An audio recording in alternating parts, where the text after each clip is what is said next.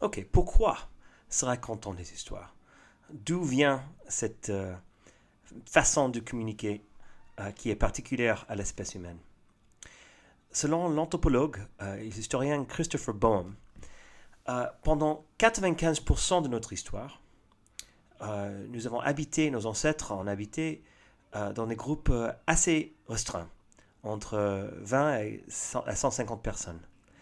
Et selon ce qu'on peut savoir sur l'archéologie et aussi sur l'anthropologie moderne, le langage semble d'avoir évolué pour permettre la collaboration et aussi le développement des technologies comme des armes, des outils pour chasser ou cueillir, qui nous a aidés à survivre dans un environnement hostile. L'être humain n'était pas ni le plus fort ni le plus rapide, mais on est devenu le plus collaboratif. C'était notre pari évolutionnaire.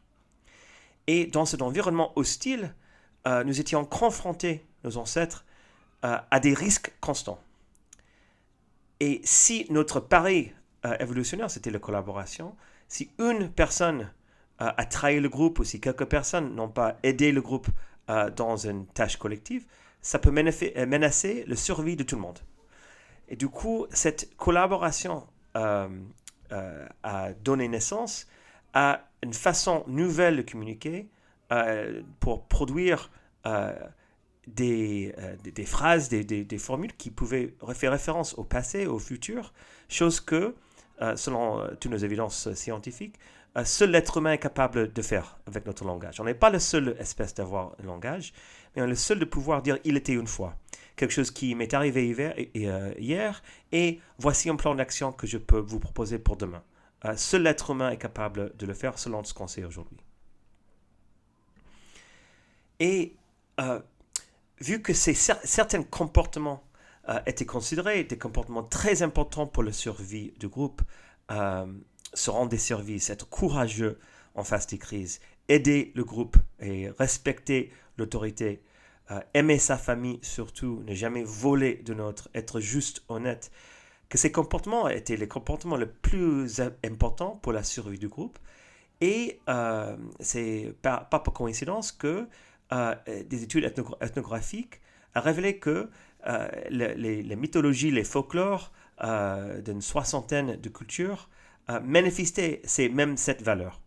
Qu'on avait dans toutes les différentes cultures humaines des points de convergence autour de ces mêmes listes ici des valeurs, et que l'histoire, selon cette théorie scientifique, le narratif a été développé comme manière à la fois de coordonner des actions dans le présent, mais aussi de transmettre qu'est-ce qu'il faut faire et qu'est-ce qu'il ne faut pas faire aux générations futures. Brian Boyd, dans son livre On the Origin of Stories, en 2010, il propose que les histoires sont nées de notre intérêt intense pour l'observation sociale. L'observation sociale, c'est qui fait quoi? Est-ce que ce monsieur, est-ce qu'il est fiable ou non? Est-ce qu'il a respecté les règles ou non? Donc les histoires fonctionnent en attirant notre attention sur ces informations sociales, en racontant des intrigues sur les comportements que nous surveillons naturellement. Donc je donne l'exemple d'une histoire assez ancienne qui nous a été transmise depuis 29 siècles. Depuis 40 jours, le géant hurlait son défi à l'armée du roi. Envoyez votre meilleur guerrier m'affronter. Si je gagne, votre peuple deviendra nos esclaves. S'il gagne, nous serons à vous. Les soldats du roi avaient trop peur pour se battre. Un jeune berger fut envoyé à la campagne avec de la nourriture pour ses frères, soldats de l'armée du roi. Quand il a entendu le défi du géant auquel personne ne répondait, il se dirigea directement vers le roi en personne. « Votre Majesté, dit le berger, personne ne devrait avoir peur de ce géant. J'irai le combattre. »« Non, répondit le roi, comment pourrais-tu le combattre? Tu n'es qu'un garçon, et il a été soldat toute sa vie. »« J'ai tué les lions et des ours qui attaquaient les moutons de mon père, répondit le berger, et je ferai de même avec ce géant. Le Seigneur me sauvera de lui. » Le roi accepta à contre-cœur, mais insista pour que le berger porte sa plus belle armure royale. Le berger essaya la lourde armure et fronça les sourcils. « Je ne peux pas me battre avec tout cela, votre majesté, dit-il. Je n'y suis pas habitué. Il enleva donc et ramassait son bâton de berger, sa fronde et 5 pierres lisses. Ne sachant pas ce qui allait se passer ensuite, le berger sortit à la rencontre du géant. Lorsqu'il aperçut le petit berger près de lui, le géant releva la tête et rit comme un coup de tonnerre. « À quoi sert ce bâton » rugit-il. « M'as-tu pris pour un chien ?» Le géant invoqua les malédictions de son dieu. « Allez, petit garçon, je vais donner ton corps à manger aux oiseaux et aux animaux » a-t-il crié. Le berger répondit. « Vous venez contre moi avec l'épée, la lance et le javelot, mais je viens contre vous au nom de Seigneur Tout-Puissant. » Il fouilla dans son sac et en sortit une pierre. Il la mit dans la fronde et la jetait. La pierre frappa le géant au front. Lui brisant le crâne, il tomba face contre terre. Le berger courut là où le géant était tombé. Il sortit l'énorme épée de son fourreau et, après avoir levé les yeux vers le ciel pendant un bref instant, il coupa la tête du géant. Lorsque les soldats ennemis virent que leurs héros étaient morts, l'armée s'effondra dans le chaos et s'enfuit dans toutes les directions. Le berger sourit. Il ramassa les armes du géant et revint triomphant au camp. Un héros pour son peuple. Histoire qui vient de nous à travers 29 siècles. Donc, peut-être vous connaissez déjà. Donc, je vous propose une deuxième version de même histoire, de façon peut-être un peu plus concise, et on va comparer les effets sur vous de cette deuxième version. David était un berger fidèle et diligent. Il croyait en Dieu et était très habile avec sa fronde. Les compétences de David se sont développées au fur et à mesure de sa croissance. Juste au bon moment, il se porte volontaire pour aider l'armée du roi à vaincre un géant qui les menace.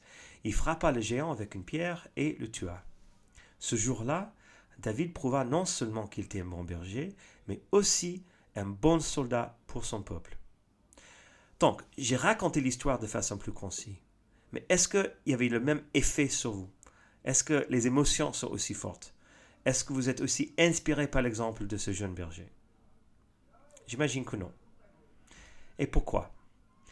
Parce qu'il y a des façons différentes de transmettre les mêmes informations, une façon qui inspire et une façon qui n'inspire pas. La façon qui n'inspire pas met de l'accent sur le positif seulement. David, il était bon, il a fait une grande chose, annule la victoire. Et malheureusement, c'est comme ça que la majorité des entreprises et des organisations communiquent aujourd'hui. Il met l'accent sur le positif et il dit voici tous nos points de fierté, voici ce qu'on va faire. Et est-ce que c'est inspirant? À l'inverse, on voit la première façon de raconter l'histoire qui commence par un défi. Le défi donné par le géant au peuple, cette grande crise qui capte notre attention. Puis on voit le moment critique dans l'histoire, ce n'est pas le moment où il tue le géant, à mon avis. C'est le moment où il décide de combattre et que le roi propose son armure et il dit non, votre majesté, je ne peux pas. Donc il combat de sa façon. Et on voit dans sa décision de combattre de façon sincère, authentique, on voit les valeurs sont manifestes de ce berger et pour toute la société qui raconte cette histoire.